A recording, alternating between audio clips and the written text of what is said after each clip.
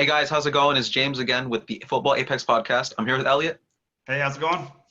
and this week we had so much action. Now, the number one thing that everyone is talking about is the Barcelona game and how Athletic Madrid have their first league win under Diego Simeone against Barcelona. Not to mention that Gerard Piqué suffered that horrible freak knee injury. Now, Elliot, did you expect this? I mean, the goal was a total mistake by Ter Stegen, which, in all Yeah. fairness, it was a fluky little play from Carrasco, but Barcelona never looked like they were going to score ever. And it's even in their worst years, they still Mhm. would beat Atletico. It was just a ritual. Even in 2017, when Real Madrid were running away with the Liga, which eventually they did, Yeah. Barcelona still went to the Wanda Metropolitano and got the win. Right. Like were capable of it. But now, I don't know. This might be a team that won't finish in the top four, in my opinion. What do you think? Actually, I'm gonna surprise you. I'm surprised it was this close. Yeah. I actually thought they would win convincingly because, look, if you look at Atletico Madrid the last couple of years, they've always lacked one specific ingredient. Um, when Griezmann was there, they didn't have the midfield sorted out, and then they had the midfield sorted out, and then Griezmann left, and João Felix wasn't what João Felix is now, and Mhm. then it's like Felix obviously is super talented, but he couldn't really put things together yet because he was just starting to get a grip of La Liga, trying to figure out what his best position is, how he can be the most effective, all these other things, and then going into this season, all they needed was somebody who has been there, done that, knows how to win. And in comes Luis Suarez. Barcelona got rid of him for whatever reason. I still don't understand. And now João Felix and him are gelling really well. Felix looks like he's going to have a breakout season. Like I said last week, I expect him to score 20 goals or more this season, and probably a fair few assists on top of all that.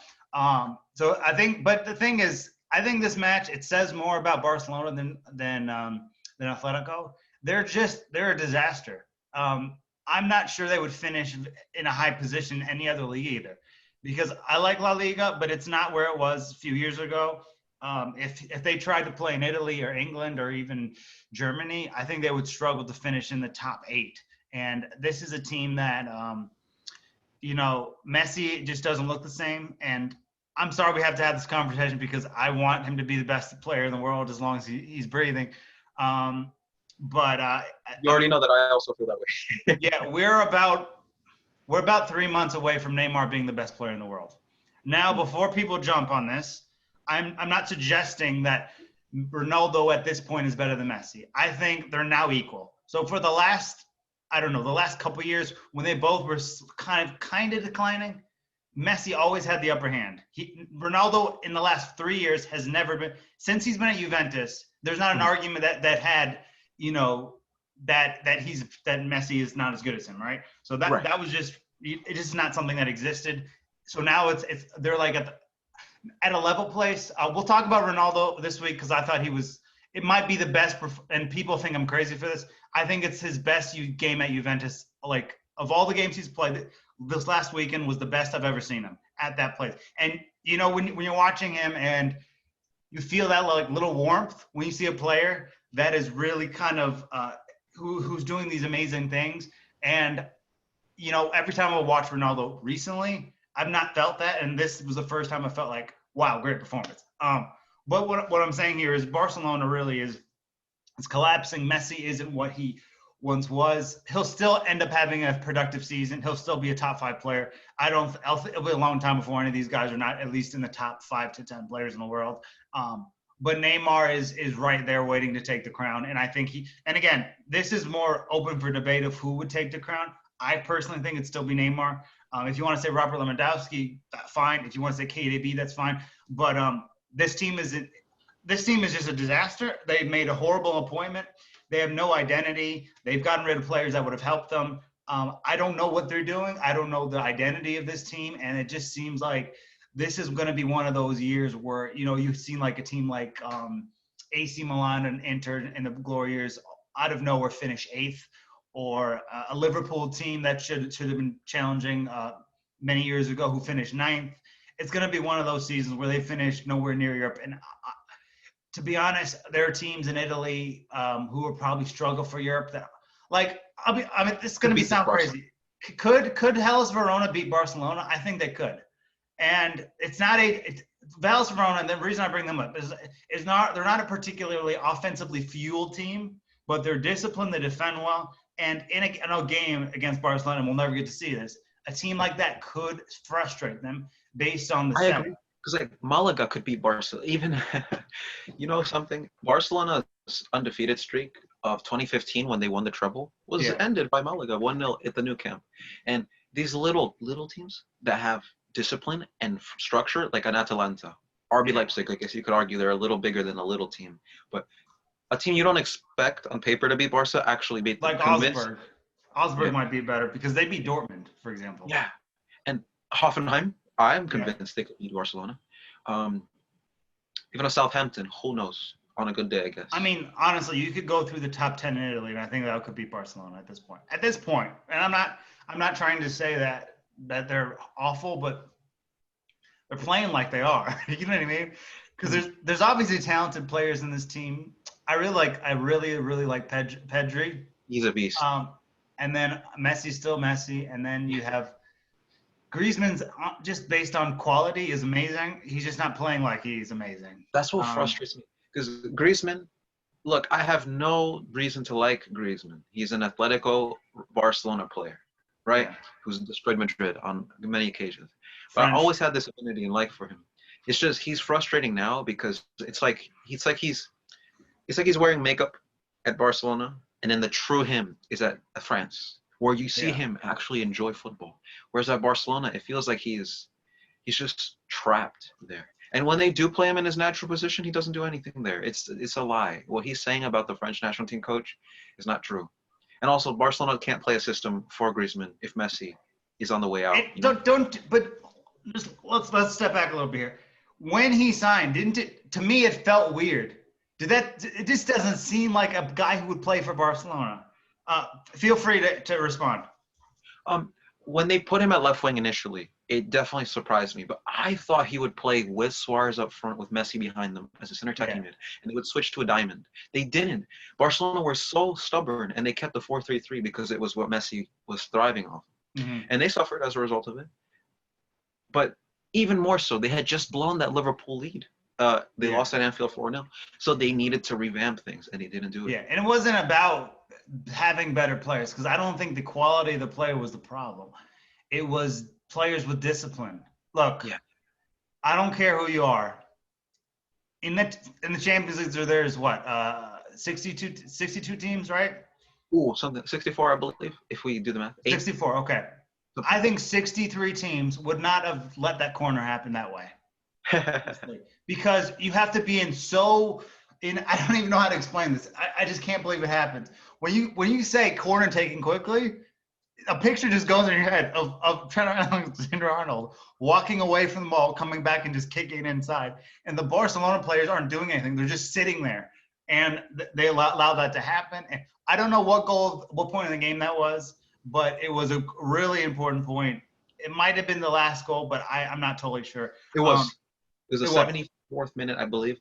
And not only that, at that point, Liverpool mercifully didn't score more goals. Because then Barcelona, once they started chasing the game, Alisson became a brick wall, as it always has been. Yeah. And Barcelona actually looked genuinely like after that point, they played the Copa del Rey final, and they looked like a 5th division team. Against Valencia? Yeah, they looked like they have this thing called ASO here in New York. It's called the American Youth Soccer Organization. Yeah. Little kids, they don't know what to do with the ball, so they just pass it around. They genuinely look like that. Only Messi knew what to do in that situation because he was the best player in the world in 2019. But after that game, oh my God, I don't blame Messi for having that kind of mental breakdown, I guess, with Barcelona and wanting to leave. I would have. Right. Exactly. Let me ask you this though.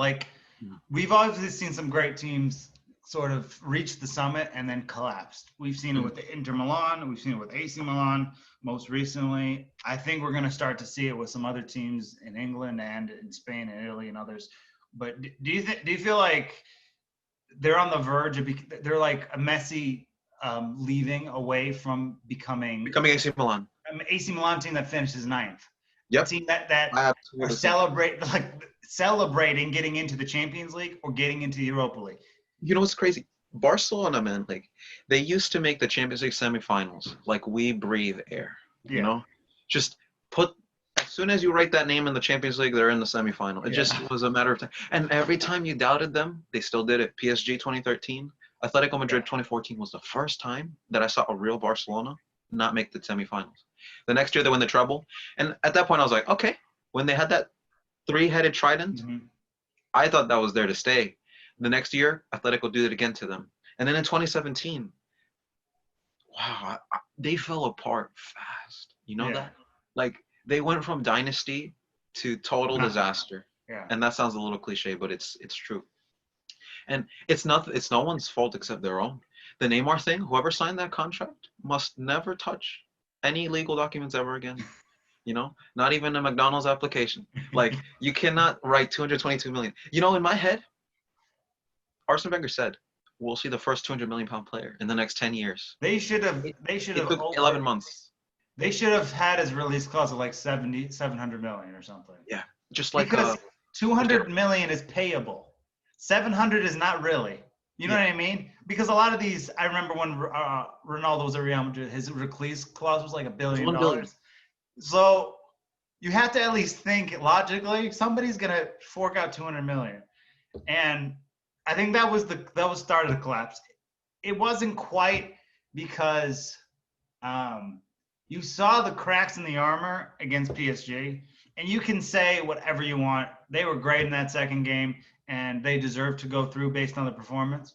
They also did get 2 penalties. I always find it suspicious when a team gets multiple penalties in a game, Yeah. and that helps, and I don't take that away from them. Mm. But if you think of sort of how everything, Neymar was the glue of I was that going to say that. particular team. They don't get anywhere near the 6 goals that they score without him. And he goes, and then the Roma thing happens. And to this day, I don't understand exactly what happened. And the Roma thing was really weird because so Barcelona play Roma at the Camp Nou. We're outplayed. We're outplayed in that game by Roma, but win 4-1. Okay, it was a weird game. In that game, Dzeko's clipped by Semedo, clear penalty. I mean, outside of the Liverpool Trent handball thing, it was like one of the clearest penalties I've ever seen. No whistle, no nothing. And then in the second half, another situation where another penalty. So literally, Roma could have 2 penalties. Roma put 2 goals in the back of 2 their away own net. goals. Dzeko scores that away goal, and you're back in that, and then Suarez hits back immediately. It was largely to the substitution that Di Francesco made at that point in the game that was responsible for marking Suarez and wasn't able to. But they were outplayed in a 4-1 loss. And then obviously they go to the Olympico and they just humiliate Barcelona. Barcelona had maybe 2 chances in that game to score the whole time. And that was it. And then it just seems like it's getting worse and worse. They go behind big, they come back and win. They get a huge lead, they choke.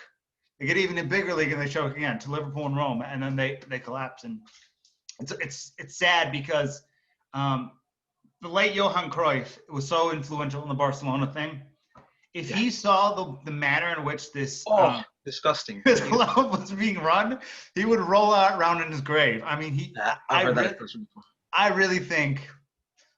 I mean, for multiple reasons. I wish he lived longer, but I wish he was alive now, because I know the type of stuff he'd be ripping in the media, because people would be asking him questions about stuff, and he would just be ripping everything about this Barcelona team. And were Atletico Madrid brilliant against Barcelona? No, but they did exactly what they needed to do. They got the points, and that's all that really matters. And they're in first place, and I don't see Real Madrid or Barcelona even remotely catching them. I mean, their biggest threat right now is, I think Real is in second place or something like that. So I don't know. It's just a whole lot mess, and I don't think this is a thing that's going to fix itself overnight. This is going to take years of fixing. And when you already have the wrong people in certain positions and the wrong people running the club, it's going to be a really long way back. You would need a savior to turn it around. And look, if Pep was back at that Barcelona, I still don't think they'd be that good. Nope. And I think Pep is the best manager in the world, and I'm going to stick to this because to me it's more about winning and results. It's about the way you play football, the intelligence of it. So I still think Pep's number one. All due respect to Klopp, I just don't think Klopp is at that level quite yet. Maybe he can get there, but even if Pep was at that Barcelona, they still struggle because this team is not designed to be winning anything. A lot of these players that they have in this team are a mid-table La Liga quality, and they're playing for Barcelona. And outside of Pedri, Messi, and De Jong, and even Griezmann at this point, just because he's talented, they don't have a lot going for them. And I don't think that's going to change anytime soon. And more to your point, back in 2017 when Barcelona overcame the 4-0 aggregate loss in the first leg to beat PSG, Neymar had no real incentive to stay at Barcelona because he was their star in that game, had rescued their season, and they still put all the adulation on Messi, which on any other given night should be deserved. But that day it wasn't. And so he must have come to the conclusion that if they don't want me here or they don't respect what I do, I should leave. And when PSG saw that release clause for a 25-year-old world-class superstar at his prime was 222 million, they thought about the long term. And you do this sometimes as well. 222 million over 10 years, hypothetically speaking, is 22 million a year for a world-class player. Would you pay that?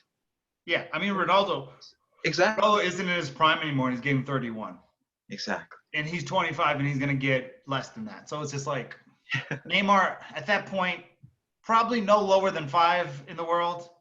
You can even back then, he probably maybe even the second best player in the world. I don't know. You'd have to look at it because I think Ronaldo was starting to dip a little at that point, I think. I don't remember totally, but it was around that time where obviously Ronaldo was still scoring amazing goals and he was still world class, but his quality was starting to take a little bit of a incentive backwards. So at that point, Neymar could have been the second best player in the world, if not third, fourth, fifth. But he's in that top 5, and he was so important in that Barcelona team. And you take that away, and you tried to replace him with Dembele and Coutinho and others, and Paulinho, who came from China for 1 year, and just like, I don't know. I don't see a way out. It's like they've dug themselves into a hole so deep that they would need like an Mbappe signing to sort of try to get them out of it. And even if they got it, it still would be increasingly difficult for them to turn it around. And what do you think of the Dembele transfer? Like, in my opinion, it was not a bad idea, but it was so risky. And they thought that they could get, I'll compare it to LeBron James replacing Michael Jordan in the NBA, where they had literally a new era of basketball birthed right in the moment that Michael Jordan retires. With Barcelona, it wasn't going to be that way. They should have bought an Mbappe, or they should have looked into who was the best available replacement for him. In my opinion, if Griezmann came a few years earlier and they smoothed in that transition, it would have made more sense. But essentially, they just made a hard cut. If they had signed him a year before they did, it would have worked out. Exactly. It's like I say the same thing about Inter Milan with Arturo Vidal. If he had more pace on him, he'd be a dream for Inter Milan. But yeah, I mean, Vidal and Nainggolan, but now he's just ancient. They're just a disaster, Inter Milan. I mean, I don't even know where to start with them. It's like, I don't mean to segue, but like, it's like they're okay. They won today 4-2. It took them all 90 minutes to beat Torino without Bellotti in the lineup. He didn't play a minute, and they couldn't score. They were 2-0 down against one of the weakest defenses in the whole league. And it's just like they're in a similar situation because they thought they were getting revived, and it turns out they're very much not going to. And I'm actually really excited for Tuesday because me and Danielle are gonna talk about this in depth for the first time on other podcast. It's just gonna be the two of us because Ryan is taking next week, this coming week off. But just to hear from a perspective of an Inter fan, because they're winning games, but they're not winning the type of games that satisfy you. It's just like it should have been long over. I mean, I don't know for sure, but I think the first 45 to 55 minutes they didn't have a shot on target. I mean, so they're in a similar Barcelona situation where it's just collapsing, and it's being wasted. And the problem you have a different problem because at Inter Milan, Lukaku and Martinez are the best players, but arguably one of the most vital players to the future of the club is Nicola Barella. And Yeah. there are 6 teams sniffing around him, probably looking for a summer bid. And if they lose him, they're going to go all the way back to where they were years ago, not making the Champions League. Mm-hmm. Because, listen, I don't know all the information. I have a friend of mine that posted this on Instagram a while ago, maybe a couple weeks ago before international break. And the teams that are reportedly interested, Arsenal and Man United are interested. I'm just going to throw them out because it's not really that relevant because there's no incentive for him to go from Inter Milan to Arsenal or Man United. I just don't think that makes any sense. But other teams are interested are Barcelona. You can kind of throw that. Atletico Madrid, very interesting. Manchester City, Chelsea, and Liverpool. I mean, look, even if it's Chelsea, Liverpool's obviously the preferred choice if you're just trying to think of this from a business perspective, because you pair Nicola Barella with Thiago, you got a dynasty. There's a lot of teams out there who are going to be interested in him. And if you're Barella and you get approached some of these offers, even if it's not Liverpool, Chelsea's even is more enticing. Atletico Madrid is obviously more enticing. So losing that piece could collapse them back. And it's sad because they got in the Champions League on a consistent basis. They got Lukaku. They have a lot of the good pieces in there. But if they lose him, everything will shut down, and they'll become that team that finishes 6th, 7th, and 8th in Serie A, and not really doing well in the Champions League either. So it's just, I don't know. They're in kind of a reminiscent situation that Barcelona is in, and it could drown them if they lose that guy. And not to mention, do you think that Inter Milan are in a pseudo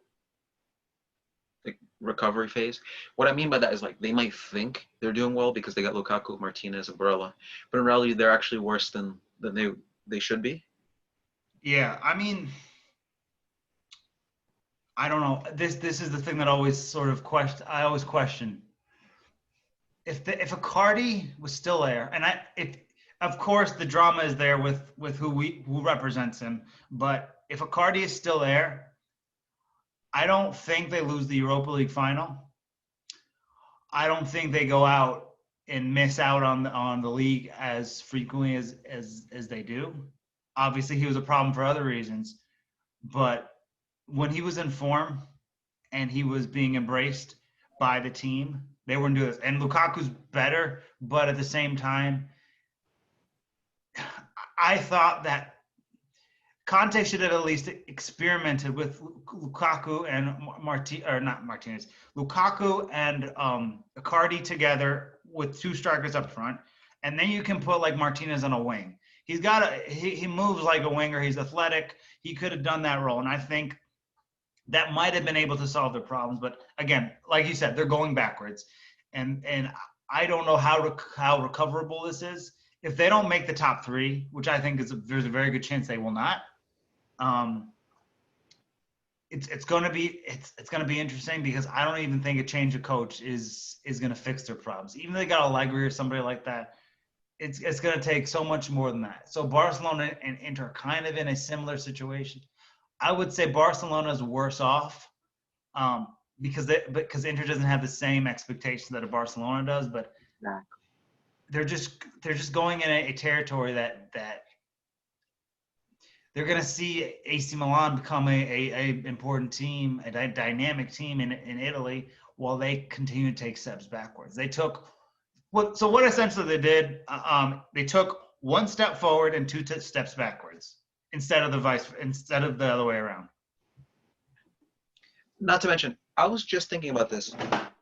When you look back at the 2010 Inter Milan treble season, they didn't go into that season favorites for anything. No. Not even the league. It just happened, though, and they made it happen. Yeah. With Barcelona, they always go into a season expecting to win something. Mm-hmm. And so when you tell Inter, I have 2 points I'm going to make about Inter and Barca, but the first one about Barca is that they had such a high standard. When they didn't win the treble in 2016, they got slated. When they didn't win it in 2018 or 2017, slated. When they win it in 2015, okay, they had three of the best players in the world. In my head, honestly, even as a Real Madrid fan, I started asking myself, if any other club did this, you'd celebrate it. But Barcelona do it, and no one bats an eye. It's because the expectation was there. Yeah. Now, the worst thing that you can do for Barcelona is feel sympathy. Yeah. It sounds cold-hearted and cold-blooded, but if you start feeling bad for them, they're going to get complacent. They're going to become a Manchester United, and then making top four is going to be an objective instead of a requirement. That's going to be the destination, obviously. Yeah. If things continue this way. Exactly. Right now, they should aim for that. Only that. I wouldn't even go for a cup run. I would just try to get top four because Messi's gone. You need to have the foundation of Champions League football to lure attacking talent next season. If you don't have Champions League football, this is the start of a downfall for Barcelona. Because who's going to want to go to a place that doesn't have Champions League football in a league where there's only 3 good teams? Or they say. I think that's fair. I think it's fair. La Liga just isn't what it was. Yeah. Maybe throw Sevilla in there as a fourth. I like Sevilla. I think they're a strong side, but it's mainly those 3. If you're not one of those 3, you're probably not going to win anything. And football is changing. The La Liga dynasty was 2010. Don't get me wrong. I think in the 2000s, it was Italy because of AC Milan, Juventus, Inter Milan, and even Lazio in the late 90s with Fiorentina. Yeah. Parma. I was just watching Thuram highlights. Yeah. Every decade seems to have that domination. Now, I don't know which one it is this decade, but it just won't be Spain. I promise you that. Because even the native talent, it seems to want to make itself outside of Spain. Thiago was the pioneer of it all. Thiago was a Barcelona player who could have played for any Spanish team. He decided to go to Germany because they had just beaten Barcelona 7-0 in aggregate. And it was an all-German Champions League final. It made sense. After that, after years of staying at Bayern and winning a Champions League and being successful, he went to England, who seemed to be on the upwards. They seem to be making Champions League football and seem to have a lot of contenders. Now, do you think that the end of Spanish football at the elite level is finally here? Or do you think that it's just Barcelona who magnify this problem? Because they're always under a microscope.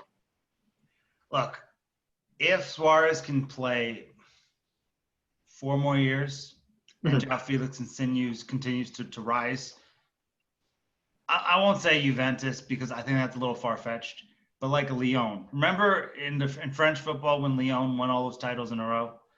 They won, I think, 7 straight or something like that.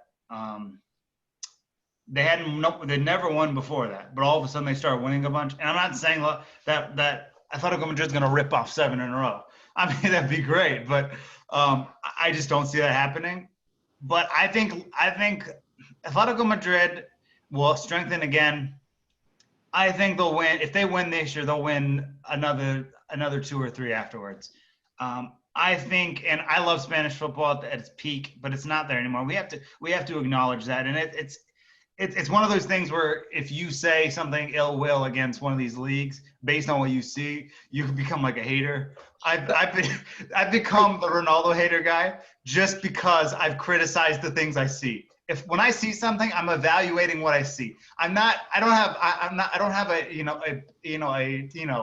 an Inter or a Roma cap on when I'm looking at these things. I'm looking at what I see. When I saw Ronaldo this weekend, I felt good inside. Prior to that, I felt that way. So back to my point, and I just want to put that out there because I think people just misconstrue these things. The distance between, and I think England is kind of going backwards, not in terms of the teams that are good, but in terms of the league's quality. Because I think Liverpool is just better than everybody else, and no one else seems to be really stepping up to the plate. But that's besides the point here. The distance between La Liga, Serie A, the Bundesliga, it's massive. It's not even like there's not an argument I believe that exists that you can say that La Liga is better than Germany or Italy. You can try to make an England argument. It's closer, but I still think it's very difficult because there's dysfunction with Real Madrid. There's dysfunction with Barcelona. There's even like some of the other teams like Valencia and Villarreal and those teams who used to be more of a figure are not doing it. And you have teams like Real Sociedad and there's like Casitas who are the new promoted team who's doing well. Cadiz, yeah. Yeah, so there's just so many teams in this league that seem to be full of dysfunction, and when Real Madrid and Barcelona are both dysfunctional at the same time, it just leaves Atletico Madrid to run the table. And if they do it this year, they'll do it a couple years afterwards. Um, so I think we're going. I think it's just gone backwards, and it's gonna be really difficult for them to recover that and try to propel themselves back into are we one of the best leagues in the world conversation? Because I think for me it's clear, and I've said this many times on this show and other shows. It's Germany, Italy, and England, and Spain, and then France. Um, and I actually think at this point, the French league and the Spanish league, in terms of quality, they're a lot more close than people think because of this dysfunction. This dysfunction is driving them away from are we one of the best league conversation? And to me, they're clearly Germany and Italy are driving it with England a part of it, but kind of in the backseat. So I just don't think La Liga needs to do a lot for them to recapture what they once had, because this once was the best league in the world, and at this point, it's clearly not the case anymore. And it doesn't seem to be on the upwards either. Like sometimes you wonder to yourself, oh, that was just a bad season, or the stars aligned for another team. Maybe sometimes, as some Barcelona fans would say, a fluke win from Inter, which is BS. Inter deserved to win that tie. Yeah. But sometimes it's just a divot in this grand scheme of things. With this, it's been like on the downward spiral for a while now, and it's starting to resonate with other teams. Mhm. I feel like Barcelona's grip on the league, when they won 7 out of 10 La Ligas, is starting to loosen. Or should I say, their palm is wide open now. They have no grip on the league, and no one else is taking it. And Atletico Madrid, I'm not saying that it's not like they're the default winning team, but they They always kind of are, though. Yeah. And they deserve credit. And when Felix wins the La Liga and Suarez wins with a second La Liga team, we're gonna praise them, and we're gonna say how great their accomplishment is. But it's just not. It doesn't mean the same. It's just like, look, I love Liverpool. I love Liverpool because when we played Roma in the Champions League, I was watching the tie against Roma with all these Liverpool fans. They're very respectful, nice, good-hearted people. Liverpool fans, in terms of fan bases, are some of the kindest people you ever meet. But the thing is, Liverpool are going to win this league in England, and they're going to do it basically by default because no one is. It's just like they're on the throne and they're asking teams to come and challenge us. We're asking for it. We got Van Dijk out. We're not playing that well. Outside of a few games, we're not that impressive. Today they were good, but like throughout the season, there've been a lot of games they've won that you'd think, let me take one of my teams in a different league and see if they would beat them, and it's just not the case. So they'll win by default as well. And I think Liverpool would rather have a battle of City for the title. It would mean more, and it's not going to mean as much because, and for the fans, it's obviously not. It's not going to make a difference. But for just the football purist, it's not going to mean as much for Atletico and Liverpool because you're going to feel like they weren't pushed to that title, and that's what makes football great. And they're just lacking that ingredient at the moment. It's gonna look small in comparison to what they actually did, because their first, or should I say, their most recent La Liga title, Atletico Madrid, was at the new camp with the title on the line if they didn't draw, and they did it with a Godin header. Yeah. And despite the fact that Messi scored a late goal, which probably should have stood, Yeah. they had won the title there, and that means more than just an average Barcelona with who? Messi and Pedri. Like, no offense, but Pedri. Yeah. Like at the end of the day, it could be a Jovic, or let's say even better players. Let's see, Kai Havertz. Imagine it was like Messi and Kai Havertz. You would still wonder to yourself, that's not good enough. It still wouldn't be good enough. Once you got a Messi, Neymar, Suarez, and you beat them, yeah, wow, you start to wonder to yourself. Yeah, for sure. Like, I mean, it's just we're living in a crazy world with Barcelona. I never thought they'd be this bad. honestly, I thought there would be times where they finished like fourth, but this is as bad as I've ever seen them. And the younger me would be in heaven right now, man. Like, I grew up wishing Barcelona would. When Jordi Alba said, I wish Real Madrid loses every game, I felt that way about Barcelona. But I never thought that time would come. And not only that, it's like this is this is the future of Barcelona. This is not a one season, one and done kind of horrible, painful season. Yeah. You know how like Klay Thompson got injured in the NBA and the Warriors are going through this little heartbreak? Yeah. Barcelona, it's not like anyone's injured. They're just bad and they can't fix it because they have no And it's money. their own fault. How, like, look, just think about it. How many La Masia Academy products do they have there? Two, No. right? Pedri, was he from La Masia? And then they have Fati, Ansu Fati, and that's it. They let guys like Carlos Perez go. They let Pugh go, I believe. They've let so many different players of the young age go. They let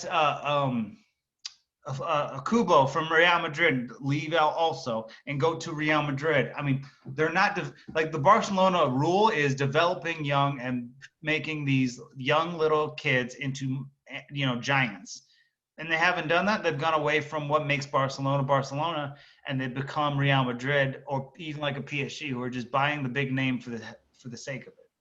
I mean, I think Real Madrid have a similar problem, and you see players leaving that situation and doing better. But it's just a disaster, to be honest. Not to mention, look, this is gonna sound weird, but Liverpool belong in this conversation for good reasons. They've been through the bad.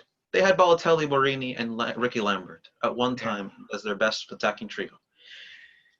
They hired a world-class manager. They were unsuccessful for a few seasons. They didn't give up, and they weathered the storm. Now they're a dynasty. Now he fixed everything. Klopp fixed everything. He got rid of everybody he didn't want and brought in players. A lot of them for discount prices. And the ones that weren't discount were worth every penny. Yeah, you look at Van Dijk, you look at Alisson, you look at Salah. Who are the three most important players? Van Dijk, Salah, and Alisson. So, in my opinion, that's just my opinion. Even Mane. I know Mane's good. I just don't see him as valuable. Yeah, no, you're right. But he was like Walmart price compared to what you. And so was Firmino.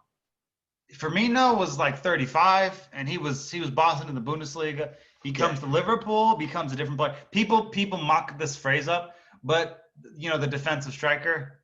But it actually works, and that's what makes him so good. Yes, he doesn't need to score goals. He can score 2 goals a season, and it doesn't matter because he is the ingredient that makes Salah tick, that makes Mane go, that puts everything together. He reminds me of Nedved, not for play style, but for importance. Because Nedved could play every game and score 1 goal. You're never going to doubt his quality. Same with Iniesta. Only in the scheme of stats. They don't play anything alike. Those 3 are completely different players. Yeah. But was Zinedine Zidane ever tasked with you didn't score enough goals? No, like he's that. He literally won the Ballon d'Or with 1 goal. Yeah, my God, it's when you score them that matters. I'm not saying Lewandowski, for example, doesn't deserve a Ballon d'Or, but there were many seasons where he would, for lack of better terms, like flatten a lot of teams, and then it came to Real Madrid, or Real Madrid he actually destroyed many times, but big teams in the knockout stages. And he just wouldn't perform. 2019, the prime example in the round of 16, where he just didn't show up against Liverpool. And 2020, thankfully, he redeemed himself instantly. But the players that won the Ballon d'Or, even though they scored a lot of goals, the reason they won it was because they showed up when it really mattered. That's why I don't have a big problem with Luka Modric winning his Ballon d'Or that one year. I don't. I mean, I would have given it to Messi, as most, but he came up when he needed it. In the Croatia's biggest moments in the World Cup, he was there. In the biggest moments in the Champions League and in La Liga, he was there. So it's just, I don't know. It's just one of these things where, it just doesn't. It should not be a statistical competition. That's different. You can have 60 goals and not be the best player. I can score 5 goals in my season and be better than someone who has 60. So I don't know. It's just a we're in a different era of time. At least it seems that way. And what I don't get is like, why is the criteria for the Ballon d'Or always changing? How on earth can you start your career with one expectation and end it with another? For example, I always thought Philipp Lahm could win a Ballon d'Or based on what he could do, but he was never. Sergio Ramos too on a good day. They're never even in the top 5 ever because what on earth? Look, if Ramos was Maldini level defending and scoring goals, my God, he still probably wouldn't win a Ballon d'Or. That's how tough it is, you know? And so then you ask yourself, okay, I can't win a Ballon d'Or. I'm just not worthy of it, right? Yeah. But then Maldini didn't even win one. He's a that's top 10 that's player all bizarre. time. And Maldini has scored in Champions League finals. I won't even start. He's just that. He's the best defender, at least in my opinion, of all time. Yeah. And Serie A legend for sure. Stopped some of the greatest. Ronaldo Nazario had trouble sometimes not. But anyways, that's just besides the point. When Yashin, for example, I was actually reading up on this. When he won a Ballon d'Or as a goalkeeper, people said, it's because Pele couldn't win one because there was a restriction on South American players winning the Ballon d'Or. Yeah. I don't know too much about that, but that's at least they gave a goalkeeper a Ballon d'Or. That's just the difference. Nowadays, you'll end up seeing Mbappe win a Ballon d'Or too, just because he scores 50 goals. Maybe he won't even win something important, but because he scores a bunch of goals. And the media loves him. Yeah. I don't think he'll ever have a season that can justify a Ballon d'Or, but I think he'll win one based on. Look, this is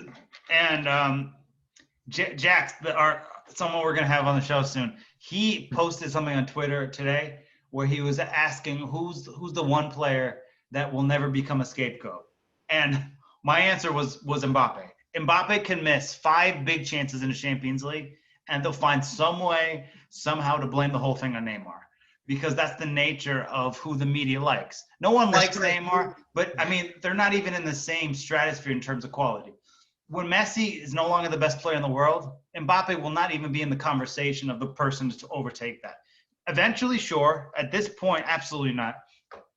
And then you see this season, guys like João Felix and Erling Haaland, who are significantly on form, better players at this point in this season. I'm not saying that they're better overall, but Mbappe is close to becoming the 3rd best youngster in the world after being, tails the best by far. And now it's not even. I'm not even sure that he's still in that position. It seems like he's at this point he's not better than Haaland. Haaland's done more in whatever game, how many ever games he's played than Mbappe has the first 3 years of his PSG career. So, yeah, it's just a different standard. And again, people are going to get credit because of how they're perceived by others, and people who are unlikable are not going to get the push from others that someone likable would. So, for example, someone like Federico Chiesa got a bogus red card this season. I think it was against Crotone. It's a yellow card. If anyone else does, if anyone else occurs in that moment, I believe he got a red card in that game because he's not likable. People don't like him. Same reason a lot of people don't like Neymar. So they're not going to get the benefit of the doubt. Where a player like Mbappe or someone else are going to get benefited out because they're more likable, and it shouldn't be. You can be the least liked player in the whole league or whole world and still be the best player in the world. And I think we've gotten away from what we're really talking about here. And not to mention, I like the fact that you bring up likability, because I feel like to a certain extent, no joke, despite the fact that Messi's talents speak for themselves, it was largely and longly debated whether or not Messi's likeness was what was winning him Ballon d'Ors over Cristiano Ronaldo. Yeah. Because people did look at him as like an arrogant, self-fulfilling figure.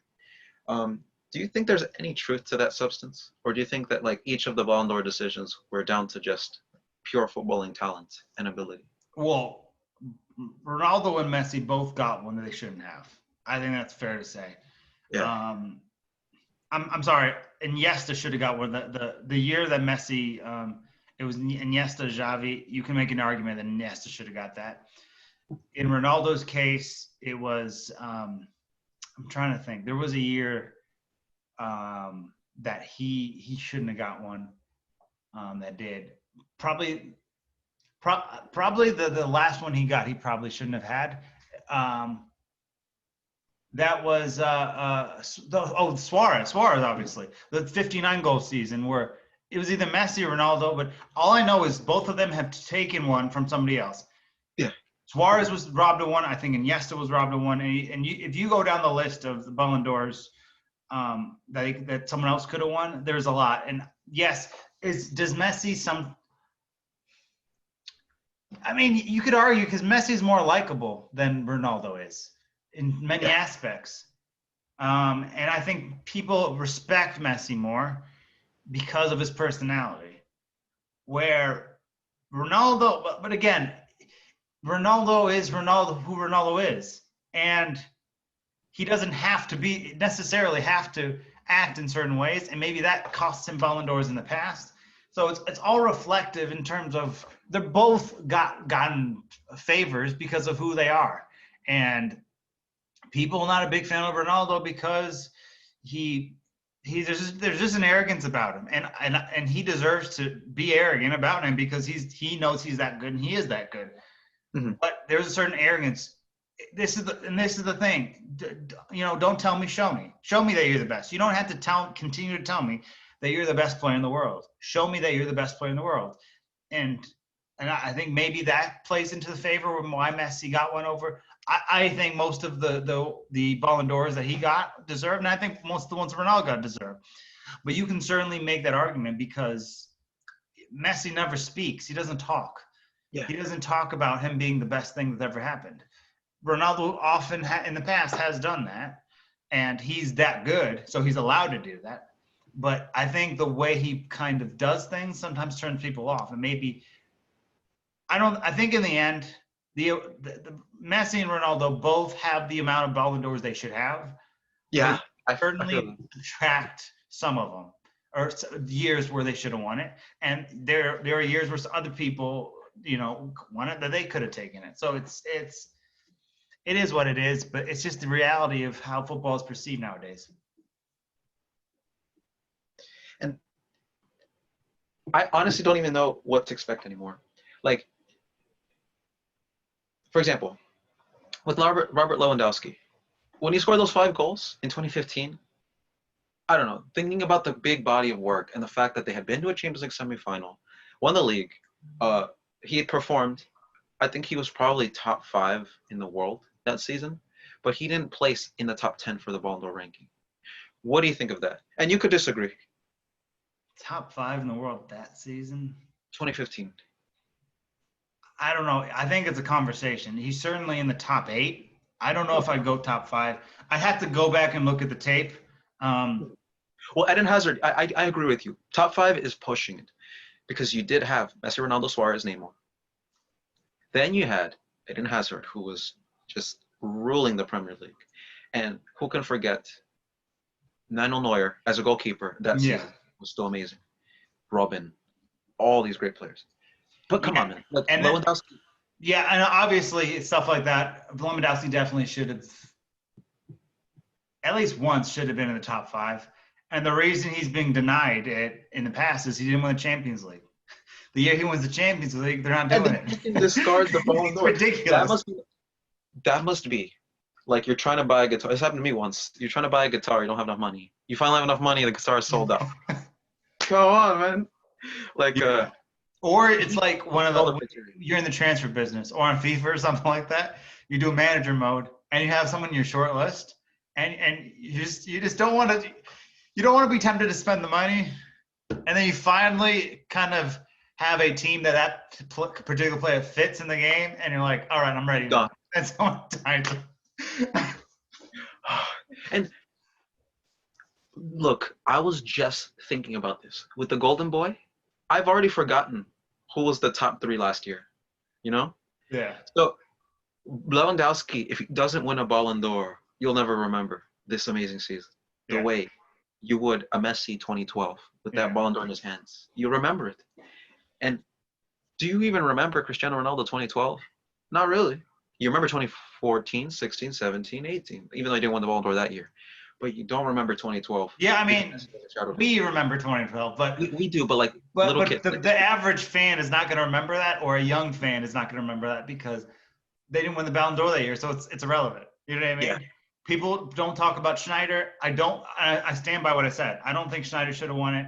No, And people talk about others who could have won it. Frank Ribery one year could have won it, but he should have most won it. You know, he scored an probably. amazing volley in the league that year. I'm not saying that one goal is going to win you Ballon d'Or. Yeah, that As one's soon as difficult for me because Ronaldo was such a machine that year.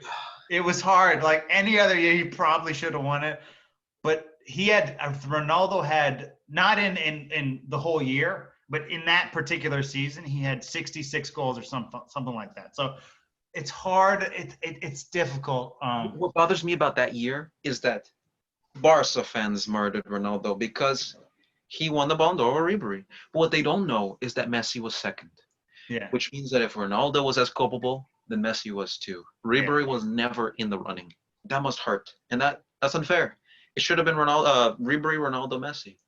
But yeah, I will tell you one thing. I don't know if life works like this, but that motivated Cristiano Ronaldo, and it pushed football up because Cristiano Ronaldo is like one of the faces of football. hmm So he was gonna.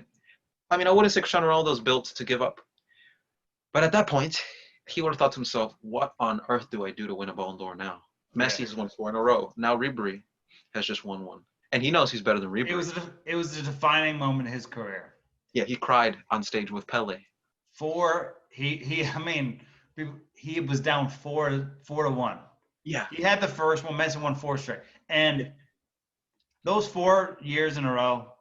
I mean, it's really hard to give it to anybody else because Oh, if you look at the run he went on during that time frame, it was the most ridiculous run of any human I've ever seen. ever. This is why I think, like, all jokes aside, Messi might be the most talented human being to ever exist because in that 4 year stretch, it is like trying to find a pimple on Miss America or Mr. America, whatever. It's just those type of things. It was hard to do that. And then Ronaldo comes back and he levels it, making it 4-4, and then Messi wins it when Suarez should have won it, and then Ronaldo wins another one, then Messi wins another one, and last year that ended it because neither one of them were going to win it again. Yeah, no. With me, I am fine with Messi winning it in 2019, and I'm fine with Modric winning it in 2018. But Yeah, so mine. I just don't like when Elliot. You know what I mean. If they had zero Ballon d'Ors, they would still Yeah, be the best players of all time, or yeah, in the top five. At least Messi can make his case for and top three. it shouldn't be, you know, they're the best player in the world. We're going to give it to. It should who had the best season. Yeah, There are and seasons in which they were not the best, and they won it anyways because that's of the what. best two players in the world. I And mean, if you look at the season Modric had, yeah, statistically, yes, Messi and Ronaldo had a better season. Impact wise, no. Like they don't win the champ. I don't care what anybody says. They don't win the championship without Modric's impact. oh yeah, They don't make the World Cup final without his impact. What he did that season was absolutely incredible, and it's also it's the emotional aspect. He went from a child of war, during the Bosnian, Croatian, all that Serbian war. He was a child of that environment, he was and the then worst La Liga signing, and now yeah, best player in the world. and Amazing. then he went to Spurs. Spurs happened, and to be honest, I don't even remember the Spurs Modric that much. I just think of him as Real Madrid. Um, Yeah. and then he ends up doing what he does, and I think it's fair to say that he deserved that Ballon d'Or in particular. But people will say he didn't deserve it because Messi and Ronaldo didn't win it, and they were the best players in the world. But they weren't the best that season, and you can have the best stats and not be the best player. And I think that's a lot. That's something that not only French Football Federation doesn't understand. That's anybody given an award doesn't understand. Just in my state, in Minnesota, with the Miss Minnesota, they have basically given it to the person with the most stats every single year, except this season they got it right. But so just stuff like that. If this particular player has 40 plus goals and this one has 35 plus goals, this was obviously the best player. But that doesn't tell you the whole story. What tells you the whole story is look at some of the other people and what they had to deal with to overcome those obstacles. And I thought Modric deserved it. And was he the most deserving? Maybe not. Maybe but I don't mind him winning that because it was deserved. And plus, it's not like Modric has a blueprint or formula on how to win Ballon d'Ors. It's his Yeah. one crowning jewel and achievement. Um, whereas Ronaldo, Messi, not to mention, I don't know if this has anything to do with it, but I heard in 2014, Manuel Neuer was going to win the Ballon d'Or because they wanted to emphasize the World Cup. Hmm. FIFA wanted to gain, like, they wanted the World Cup to mean something more than just a medal on your neck, right? Yeah. So in 2014, Ronaldo won it because he was the best player in the world, no doubt about it. Yeah. But the snubbing of Neuer, again, to third place, it had people thinking the next World Cup, doesn't matter who or what happens, it's going to the World Cup Ballon d'Or guy. You know? What I mean by that is like, Modric won the best player of the World Cup, so he's going to win the Ballon d'Or, that kind of thing. And so that's exactly what happened, in my opinion. But do you think that's just purely But in conspiracy? fairness, if was Mbappe in that World Cup? Yes, right. 2014, no, but 2018, yes. I don't think he would have won it if he won the. I just don't. And I know that sounds crazy. I don't think they would have gone to that extreme. So it had to be someone that was good enough in whatever you want to call it, the domestic season as well to do that. But I get what you're saying. It's possible that happened. Um, if Brazil had won it, maybe Neymar would have won the Ballon d'Or. He was certainly up for it at least. But it's just one of these things. There's never gonna. I just need a definitive answer of what the criteria is because there's never been a statement releasing what is required to win it. Because if it's required, if these particular things are required to win it, we would know what the criteria is, and then we wouldn't judge worthy winners of this award so harshly. Mm-hmm. And I guess that's what makes the sport so beautiful because we're never happy with what happens. Like you could score 500 goals in one season, and some dude could win the Champions League over you with the 90th minute rebound goal, and Yeah. you're gonna be like, he deserved a Ballon d'Or, you know? And so you just always wonder to yourself, what's the blueprint of the Ballon d'Or? Is there one? Are we all just crazy? Is there none? Is it just a ball? You know, in Spain they say bolas calientes, which means hot balls, which means that when they choose the Champions League groups, they give Real Madrid, Barcelona, and Bayern the easiest teams. Stuff like that. I bet there is though. Like they always seem to get the easy ones. Yeah, especially 2016 Real Madrid. But it's even deeper than the Ballon d'Or. If you look at the individual awards that they're giving to England, Germany, Italy, Spain, whatever, that's not even. That's kind of the same thing. Where there was a poll or one of the Premier League awards, Jordan Henderson won over De Bruyne. It makes no sense. You know what I mean? And then you had, not last year, because last year I thought Italy got it right. Dybala was the best player that year. And people want to give Ronaldo all the credit for the goals, but he's not in position to score those goals without Dybala that season. Last season was a Dybala-led Juventus team. This season is a Ronaldo-led Juventus team. It's different, but we can't pretend that those things don't exist. And then there was the year before that where Ronaldo won it, when Duvan Zapata took an Atalanta team to third place and scored against Juventus, Roma, Inter, AC Milan, and Lazio. He scored against every big team known to man that season more than once. And a lot of these games was more than once and was a top 3 scorer and led Atalanta to a Coppa Italia final and to a third place finish that no one ever thought was going to be possible. There was no one who was watching games week in, week out who thought anything different than that belongs to Zapata. That's it. Game over. Case closed. But they gave it to Ronaldo because he had just come into the league and the branding was incredible. And he did have a great season, but he didn't have the greatest season. That was totally, utterly Zapata's trophy, but they gave it to Ronaldo for other purposes beyond the game.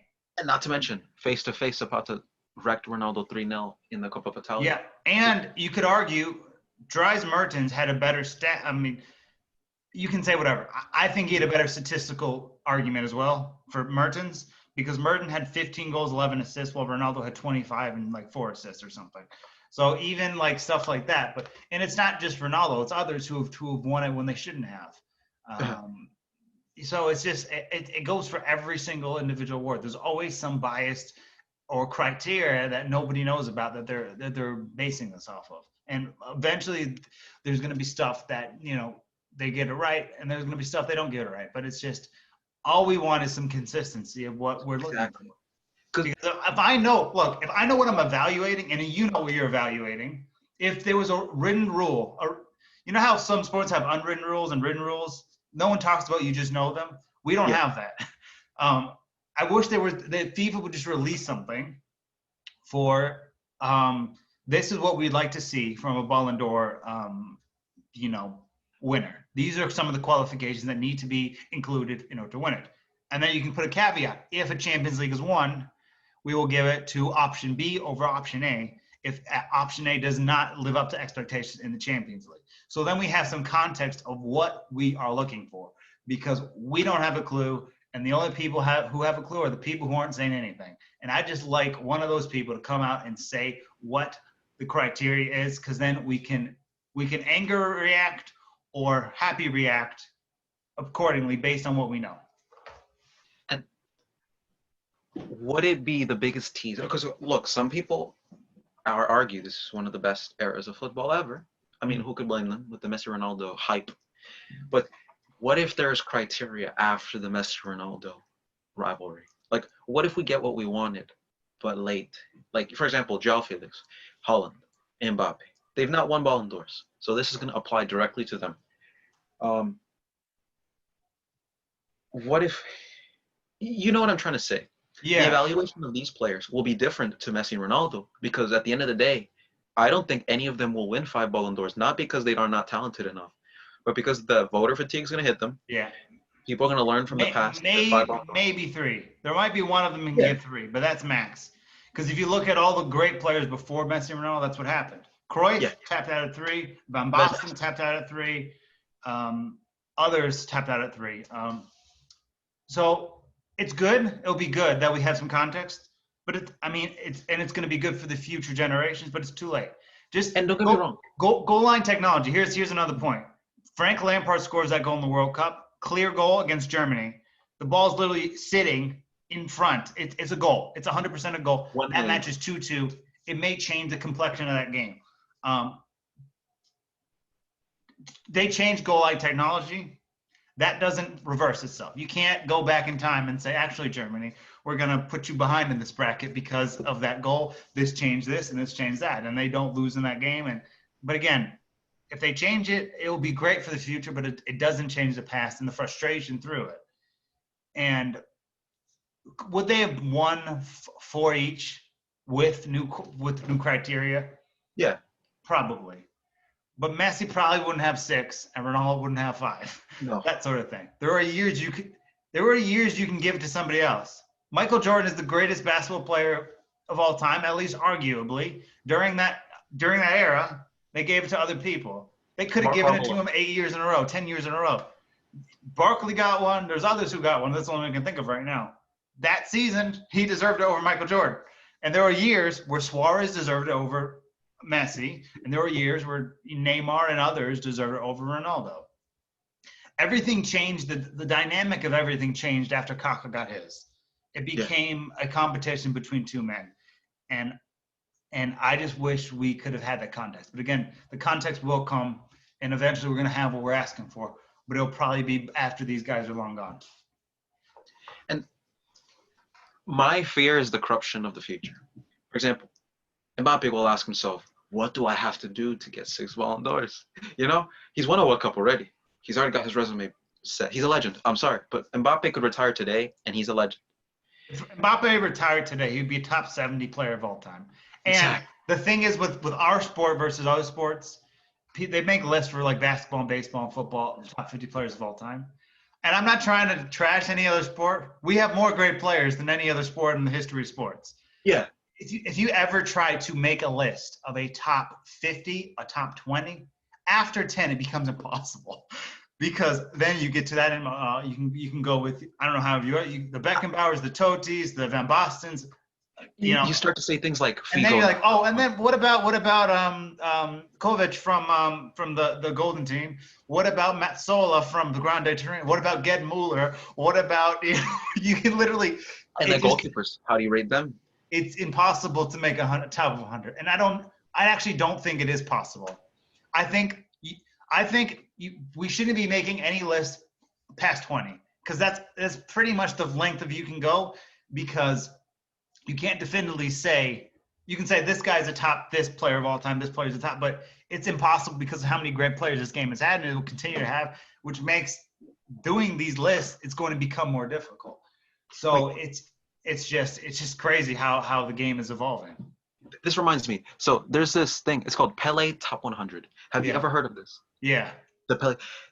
Would you change that list today? And Lionel Messi was a kid back then, so he's not there.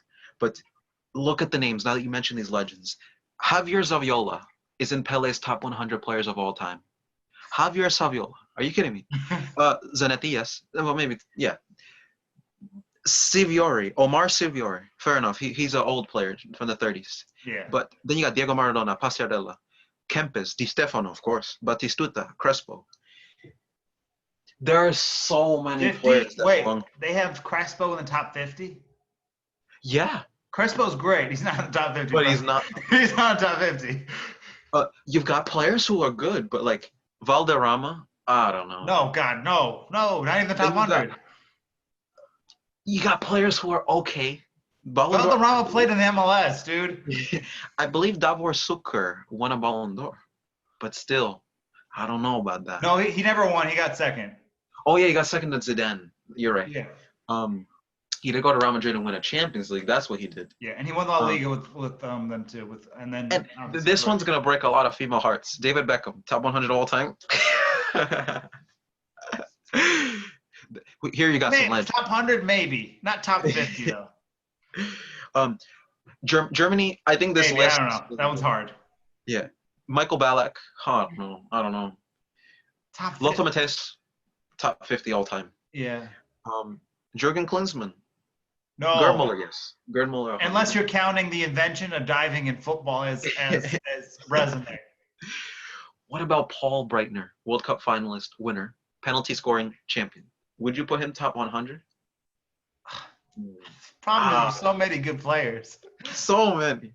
It's like with basketball and football and other sports, it taps out at about 50. Yeah. It becomes impossible after that. This one, yes. Enzo Francescoli. I don't know, man. I don't know, man. It's hard.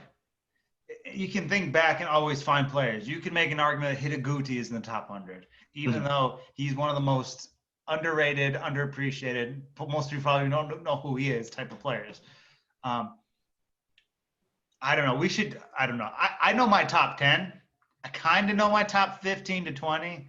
But after that, I just retire and give up because there's just too many great players to put in a list like that. I will tell you one thing. Football is like a renewable resource, not like a fossil fuel where you run out of talent. Yeah. In football, there will always be something to watch, something to do. Because even when you're running down the street, there's a bottle of Gatorade sitting on the street. You shoot it into a sewer, golazo, you know? Like football is built with mankind. Whereas other sports, even with COVID, that basketball hoops actually in my neighborhood, they got tied up. You couldn't play basketball. Oh my God. But with soccer, you can dribble around anywhere, anytime. And that's what makes it the most beautiful here's sport. another point about that. Yeah. So it is easier, in my opinion. So I don't know what your top 10 is or most people top 10. Most people top 10s who know football enough, they're similar. There's probably 15 guys you can put in the top 10, and that's it. Yeah. And 9 of them are probably the same on everyone. It's easier to break into the top 10 in basketball and football and baseball. I think it's easier for a player that's still playing to crack into that top 10. I think it's mutually impossible for a lot of players in our game to crack into the top 10 that we consider top 10 because the coop of talent is so good and they offered so many different things where Kevin Durant could end up as a top 10 player of all time. It's easier to crack into that. I know you're not a big NFL guy. Patrick Mahomes literally could be the best quarterback ever before he hits 30. If certain things, so if he wins, for example, 2 championships, 4 MVPs, 3 championships, it's enough. Yeah, because he's already from just a skill set standpoint, he's better than the one who's considered the best ever. With football, unless there's an outlier, maybe, just maybe, a Neymar could get into the top 10, but most of the top 10 of football legends is kind of solidified. It depends on who's your 10th, 11th, 12th. There's probably a set of 15 players that can realistically be considered one of the best 15 or best 10.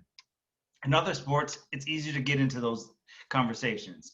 Unless you have another, we'll never see another Messi or Ronaldo, but someone who can not rival it, but have something similar to that, then maybe you could argue. But I just think it's increasingly difficult to knock out one of these guys. Because if you're gonna take Neymar or somebody or Mbappe or whoever in 10 years into the top 10, you'll have to knock out Maradona, Di Stefano, Van Basten, Ronaldo, Cristiano. I mean, it depends who you have. Cruyff.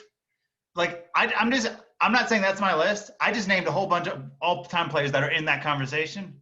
Some of those would have to could be removed from it. You see what I'm saying? How are you going to remove that level?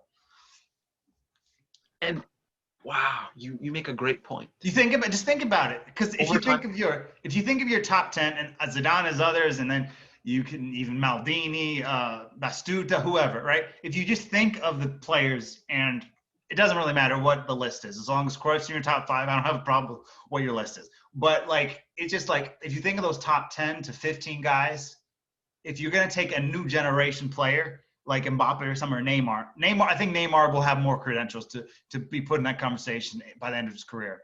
But even at the end of his career, if his resume totally solidifies, let's say he wins a treble with PSG, then goes to a different team and wins the Champions League again, and starts creating this legacy, even when it's over, it's going to be so difficult to take one of these guys out and put Neymar in it.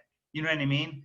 Yeah. So that's the thing that I struggle with this, is who you taking out. Because you're going to have to take out someone you don't want to.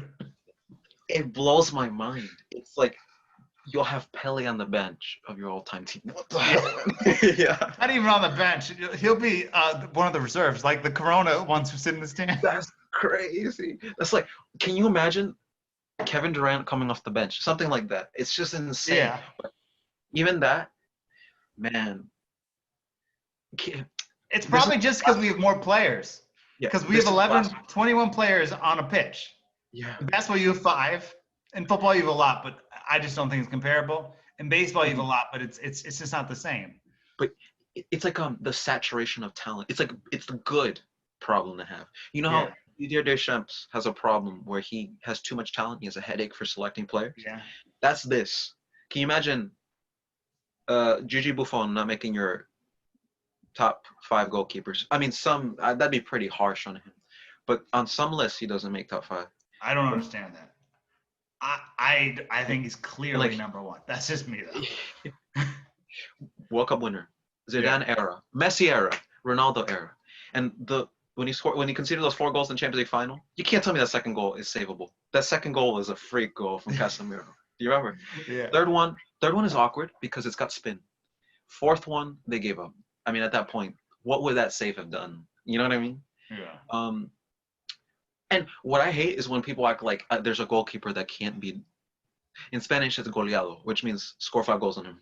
Like if Manuel Neuer conceded 5 to Spain, any goalkeeper has a bad day. Yeah, you can't tell me just because that happened, he's not in your top 10. Exactly. That's what blows my mind. Like any goalkeeper can be humiliated. You know what the problem is? A lot of the younger generation don't understand. They see old man Buffon. Mm-hmm. Young Buffon, I've never seen a better goalkeeper in my life. I'll send you a clip. Buffon saving Roberto Carlos's free kick with one hand, with a fist. Have you seen this? Yeah. It's crazy. When he was in his early 20s, he was unstoppable. There's nothing like. There's only a few that could get like. You can get. It's different, like conceding and getting someone. Like when you think of Buffon's career, there's only a few players who ever got him. The one that I think of is the being a Roman fan. Of course, I'm gonna bring this up, but Toby's chip outside the box against Juventus. Ooh. There was one against Juventus and one against Inter, but there was one against Juventus where he chips from outside the box, and Buffon is basically can't do anything about it. And then, but the famous ones against Inter, obviously, but he Yeah, had one. I know exactly which one you mean. He had a different one against Juventus that I don't think is mentioned. So Totti got him, and I'm not trying to be biased here. I can't think of another in Italy that really got Buffon. That's one player. Maybe there's a few others that I'm not thinking about, but hardly anybody got him.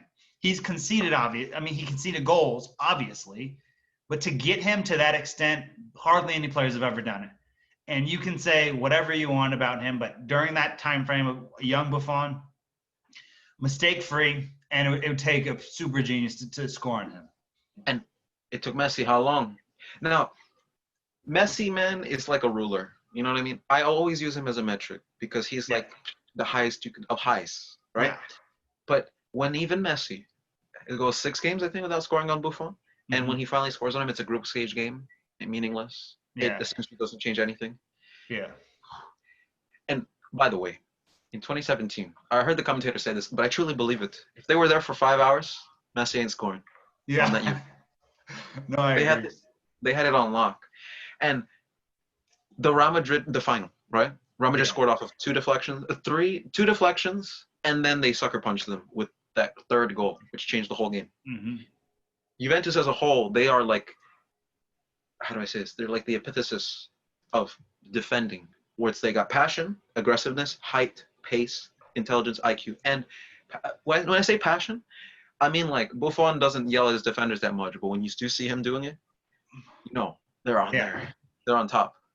And he does it more like instructing rather than like yelling. Even Van der Sar, Van der Sar very rarely yelled at his defenders. But when you saw him do it, you'd always wonder, like, damn, how much of a nonsense play was that to piss him off? Yeah. Like you ever see Conte yell? What does it take to get that out of them? Because every player has passion. You don't spend so many hours training if you don't love what you do. There's so many different players that you can sort of look at that, and then it's like when they start talking, it's something's not going according to plan. Which is why I struggle with the managers that are such short, chill, like Ancelotti.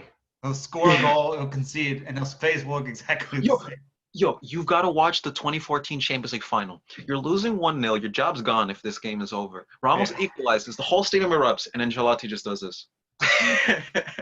Yeah. It's crazy. But I love this podcast, man. I truly love it. Because when I'm at university, it's a presentation. Here, it's like barbershop, locker room talk, but like fun. And it never ends. These discussions, for the record, if our viewers are watching, they are just the iceberg's peak.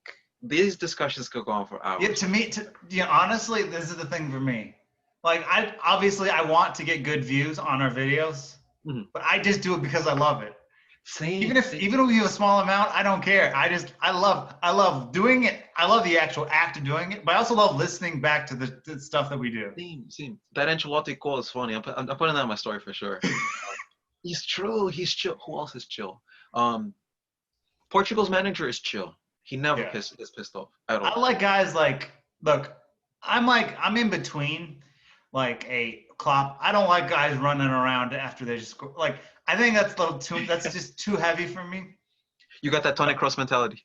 Yeah, but I like them to be emotional. I just don't like them to, that sort of thing. I don't know a good example. I don't know, but I'm sure there's managers who are vocal but not overly excited.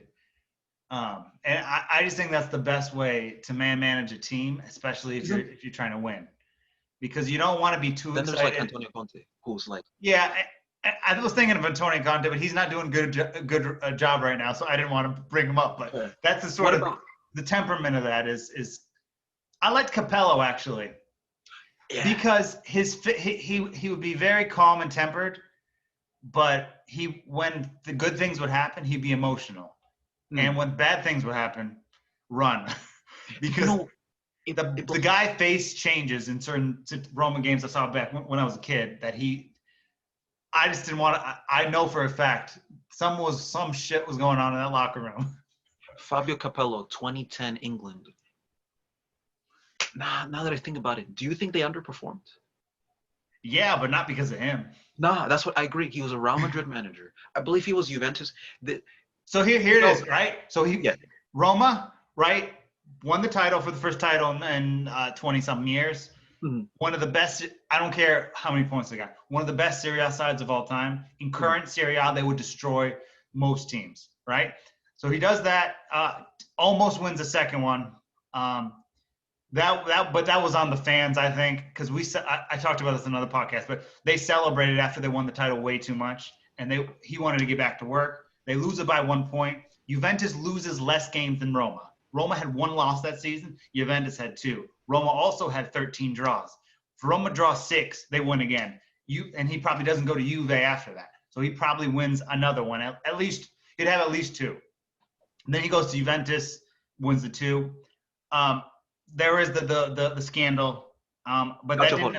Yes, but that didn't affect his coaching ability. So I don't necessarily.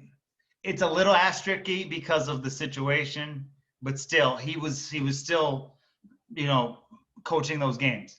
Then he goes to Real Madrid. The first time, I don't know if it was the first time or second time. At Christmas, Barcelona are 13 points clear. 13, right? So realistically, he should have no chance going up there and winning. I think I have the timeline wrong, but then last game of the season, they get it together. Barcelona struggled, all the way. Then they're playing a team that I think got relegated, was close to being relegated that season. They concede. I think they go down 1-0 in the first half. And then in the second half, he has this great retirement speech, and he ends up winning it. He ends up winning the La Liga. Then he goes to AC Milan, the best Serie A side I have ever seen in my life. He goes to one championship, 2 finals, wins 1, loses 1, wins 4 in a row. And during that time frame, Van Basten, who was the best player in the world at the time, can't play anymore. So he's winning at least partly those titles, without Fabio Capello and others. Just the general stuff. And there's this quote. I'm going to read it. I just want to read it to you. That he says that basically defines who he was as a manager. It's actually it's pinned up on my Twitter, and he says this was not written by him, but they did a documentary where it was written about him. So basically, it goes. Failure does not sit well with Fabio Capello, but his CV is littered with success, much achieved at the pinnacle of the game. His philosophy defines his teams, and his ability to adapt to certain circumstances has proven to be equally important. And that's the best way I think you can describe who he was as a manager and why he was so great. Because when you're talking about like the greatest managers of all time, he's in there. He's winning titles. What he has done is way more. All respect to Sir Alex. Most people know he's not in my top 5. I'll explain that another date. But Fabio Capello won 8 titles with like 4 different teams. Alex Ferguson won with 1 team. And if it wasn't for the class of '92, he could have had a whole totally different career. So Capello was one of these guys, and you can't blame England on him. There are certain circumstances, and that was the same World Cup that Lampard hits the crossbar and goes in and doesn't count. Yeah. So that changes. If that doesn't happen, if they count that goal, then maybe they make it a little further. So I don't see that as a total failure. It's just something that was out of his control. But the English media classic blamed him for everything because he was a foreign manager. I will tell you one thing. Yeah. You have to choose. Oh, well, I don't know who your best manager of all time, but I hope this is one of them. Is it Arrigo Sacchi or is it Brian Clough or is it neither? It's Cruyff, actually. Cruyff, Dream Team 92, right? If you think about look, it's a shorter period of time, but you can't tell me from he made one mistake his whole career was playing the way he did against Capello's Milan. I don't take the Capello Milan loss in the Champions League final as a bad thing. To me, it's Cruyff. So I'll tell you this. So Cruyff, just what he was able to to put on the pitch. It was something we've never seen until Pep Guardiola did it. He redefined it and made it. He doesn't do that. The world of football is different. But I think so. Cruyff is in my. I don't know my whole top five off the top of my head. Cruyff is somebody. Sevez, no one mentions. Golden Team coach. He deserves more credit than he gets.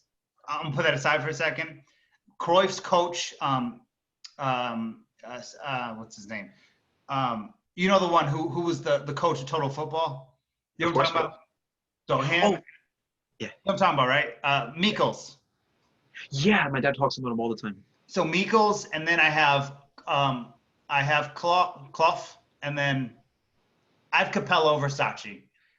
For me, because Champions Leagues are important, Sachi never could get it done in the league. He's got one league title, I believe. Capello won 5 or 4. It was 4 or 5 with Milan. Mm-hmm. Ancelotti had won the Champions League final with AC Milan.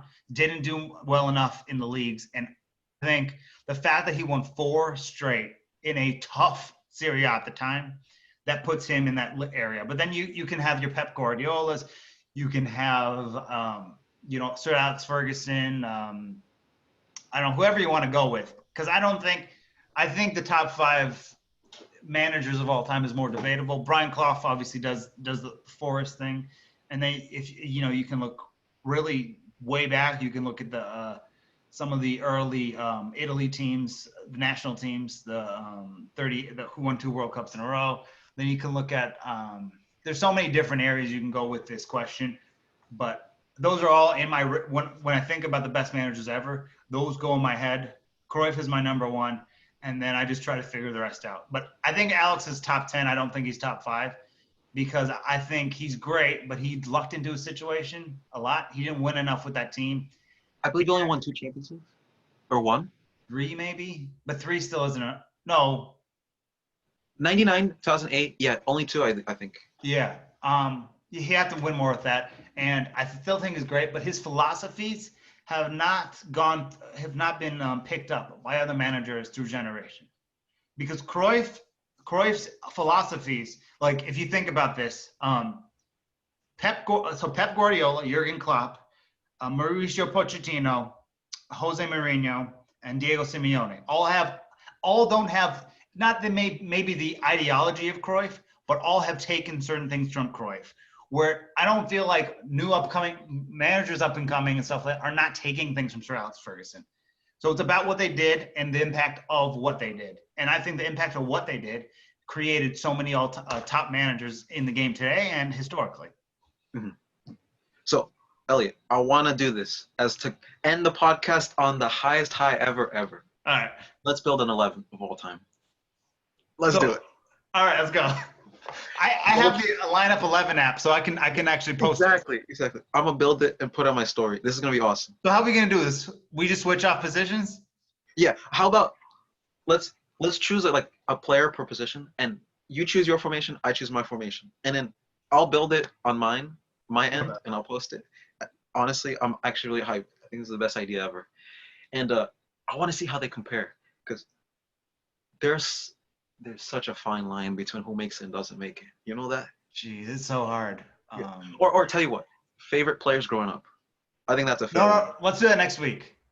Let's do all time right now. Yeah. Oh, I'm hyped. Go first. I just gotta think about this. I'll put you on the spot there. All right. Best. Okay.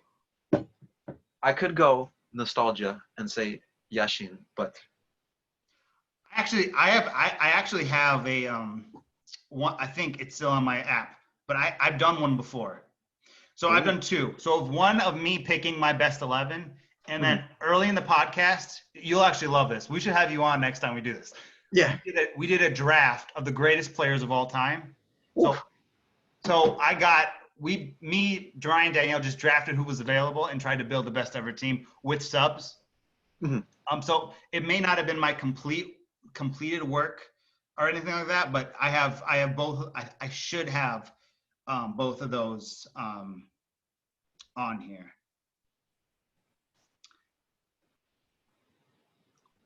Yeah, I don't know, man.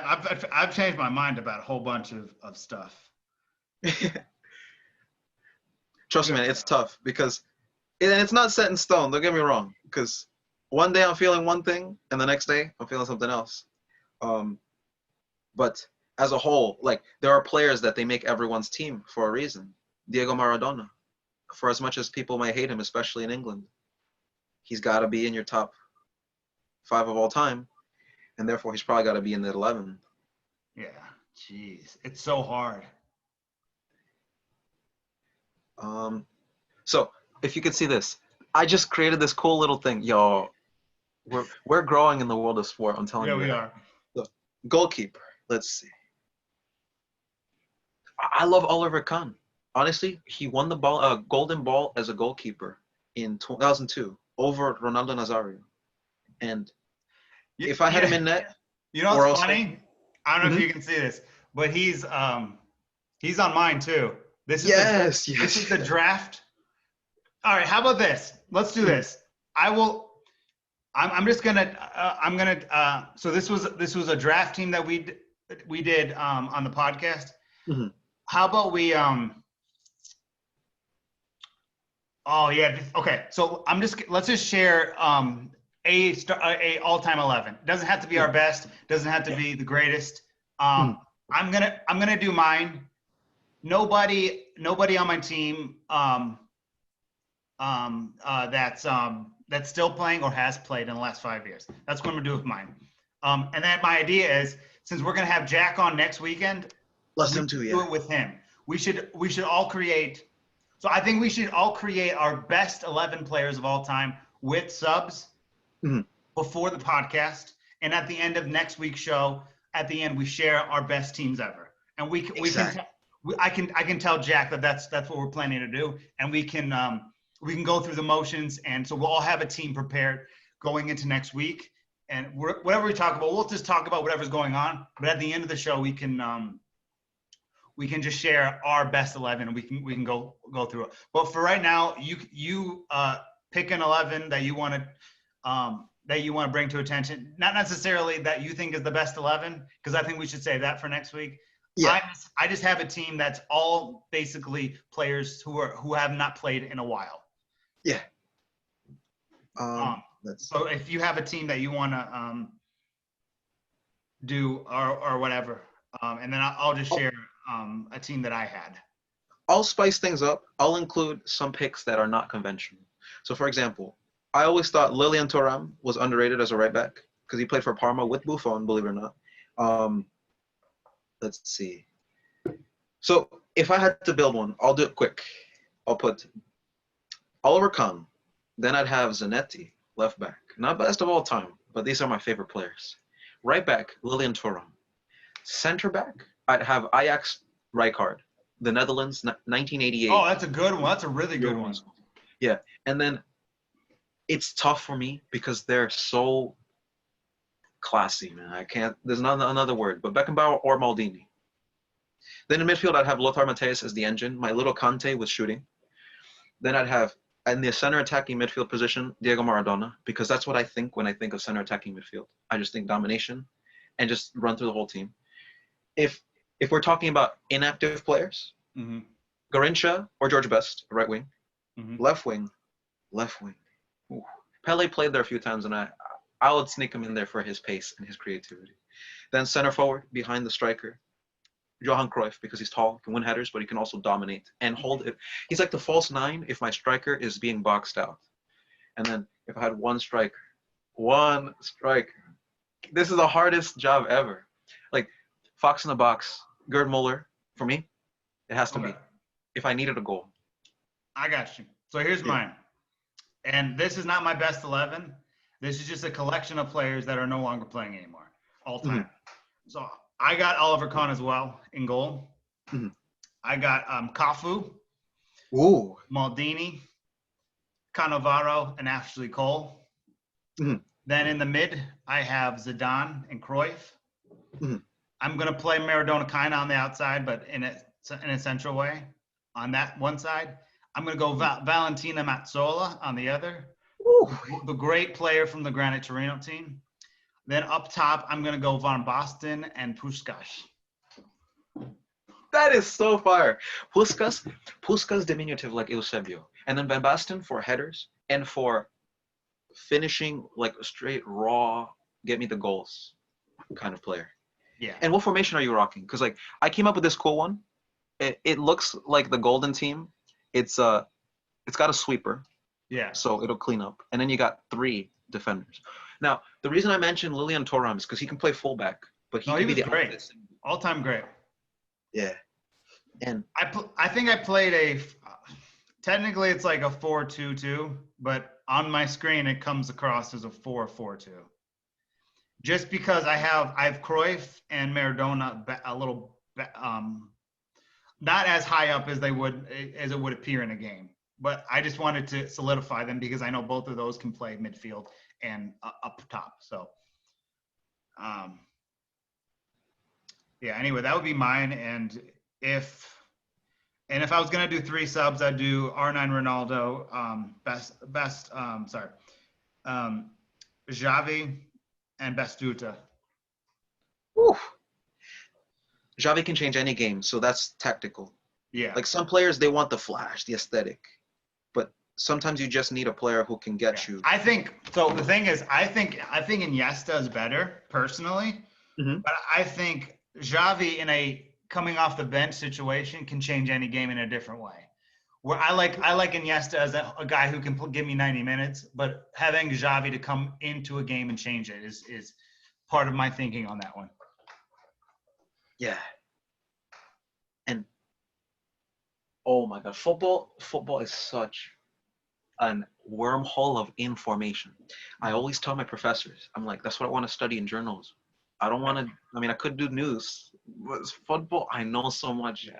If they gave me the opportunity, and I was out there watching Mbappe, Holland, Joao Felix, you know, I was actually watching a documentary on how the Bad Boy Pistons tried to stop Michael Jordan, and they spent. Was it Last Dance? Yeah, exactly. They'd be up until 4 a.m. trying to break this guy's blueprint. Yeah. The rule was just get him in the ears. That's it. The Jordan rules. Get him in. Oh, that must have hurt every time he went to the room. And I'll post a clip on my story for sure. There's this center back from Gremio. He tried to do that with Cristiano Ronaldo, where it's like he hurt him early, and that way he'd be limping the whole game. And it's tough to watch those kind of tactics, but teams will do whatever they got to do to win. Yeah. And genuinely, it's as dirty as those plays sound. It is kind of interesting and intriguing. Don't get me wrong. Yeah, next week I want to talk about 2 striker formations because I saw this video by Tifo Futbol on 2 striker formations, and it is a dying breed. This Atletico Madrid is breathing new life into it, but I feel like it's seen better days in the past, especially with like the Lazio days, or I believe maybe Gaisca Mendieta played for Lazio, or it was Juan Sebastián Verón, but either way, that's for next week. So yeah, Elliot. Guys, this week has been really fun, and next week we're going to have Jack Bryant on. He's one of the best young journalists in football and sport. You won't be surprised if you see him on television very soon. But Elliot, next week is going to be exciting. I also have some ideas of guests we can have in the future. There's a Liverpool fan that I talk to a lot, not Jack, but somebody else who very comedic kind of person that I really want to get on this show. I want to get him on the other show too, but seeing the face-to-face contact as well. And I had to work it out because he does have a bedtime. One sec. Yeah. Yeah. My brother is my brother is only 16. He might be the single smartest 16-year-old about football. So I want to get him on at some point down the line, because I would have to work out what time he has to, be going to sleep and stuff like that, because we're doing this at night and stuff. So I had to figure that out. Maybe we do it on a different day where he has the time, but he's someone else we could talk about. And I might have found a way, because you know how we wanted to get Danielle on the show also? Her phone heats up when she uses Zoom, but my idea, and I don't know if it would work, is I call her and have her on speakerphone. So even if we're not seeing her face, we can at least hear her voice. I don't know how much that will work, but I'm looking to get to. I'll be honest. I like it a lot when it's just you and me. But I think we're fine. I think we've done enough episodes together where we can start having some guests on.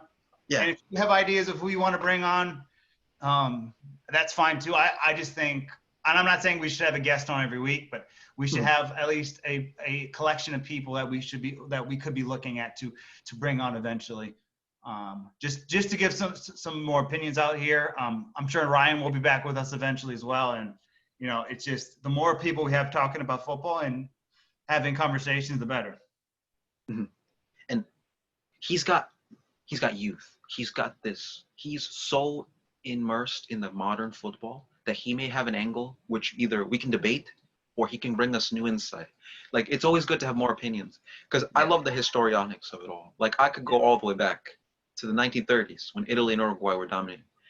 I love all facets of football, but he knows more than me about the modern game, and I feel like that mix between what he can teach us and what we can teach him makes us all right. I mean, Jack actually kind of reminds me of me as a young person. Because when I was 9 years old, in that age, I was debating adults about football tactics, just because he's got that. I don't know what you would call it, that it factor. Yeah. I would say me and Jack probably know close to the same amount. I would say I know probably maybe slightly more just because I've been around longer and my database is larger, but he knows so much about football. Like, I did a podcast with him, going a little off topic here, but when I did a podcast with him a few weeks ago, it was like a very, you feel like heat in the conversation, not in a negative way, but you feel like a lot of energy and a lot of ideas. And when I was doing the podcast with him, I was getting really excited. I was like having to not, because I was like running in place for part of it, just because the conversation was so electric. Because he thinks of things in a totally different way than I do, and I think of things a totally way than he does, and you think about things a totally different way that I do and he does. What I've gauged from working with you is you always look at a Spanish angle of how to explain it into reference to David Villa or whoever. Mine is always going back to Grande Torino or the Golden Team, to use that style of football to explain a specific point or to give context. And I'm sure Jack has a totally different approach. And I've talked to Jack. I've done 2 podcasts with him, but it's hard to say what his thing would be. But I feel like he has a go-to context where he goes to, because I think all of us as football fans always have a certain area of time period or a player or a nation that when we're talking about something different, we're using that, I guess, that bridge of context to try to carry across our point, like you do with Spain, like I do with the Golden Team and Grande Torino. So I just think that'll be a really interesting dynamic, because so I've done podcasts with him, but I've never done it where it's like this and where we can actually see each other, because he's been only on the other show, which is just on Spotify and Anchor and stuff like that. If you're not subscribed, check it out. Just stuff like that. And I think it should be great. I think it'll be a great conversation, and we don't even have to talk about, generic football. We can talk about, the history of the game, and we can all learn about each other and stuff like that. And I actually think it'll be a good opportunity for you guys for all 3 of us to talk, because you're in journalism school. Jack is a little younger than you, trying to get into the game. I've been doing it longer than the both of you at this point, and I've gone about it a whole totally different way than you are and Jack is. But I have a lot of experience in doing this. I've worked with people. I've written a book and a lot of short stories about the game and how the best way to handle your journalism is. So, in addition to being a great conversation, it will be a great opportunity for the 3 of us to bounce our ideas off each other, because we're all journalists and we're all trying to make it in the football world in our own way. And I think the different ideas that we'll each have to bring to the table will be really interesting, on top of probably what's going to be an incredible football conversation.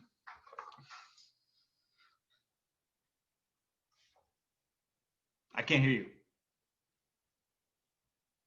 And as you can see, like, I'm getting a head start on that all-time team. I got Like, just I'm thinking of strikers. I want the perfect, and I'll have formula and context to it. Gerd Muller, Ronaldo Nazario, Eusebio, Cristiano Ronaldo, Van Basten, Romario, Raul, Yeah. Paulo Rossi, whom not a lot of people are fans of, Batistuta. The list goes on and on. Like we were saying before, you could put 50 strikers, not to mention 50 players.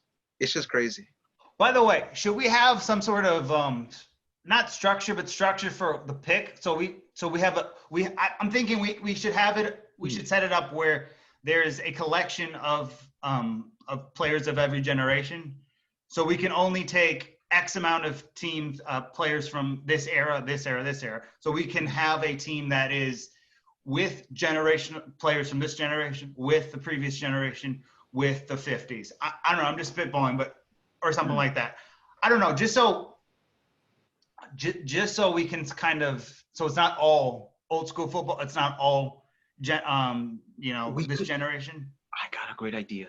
Could we make hybrids? One all time, one modern, maybe one of both. Okay. Here's what we should do. Okay, I got it. So each of us picks a. This is genius. All right. Each of us picks a particular time period.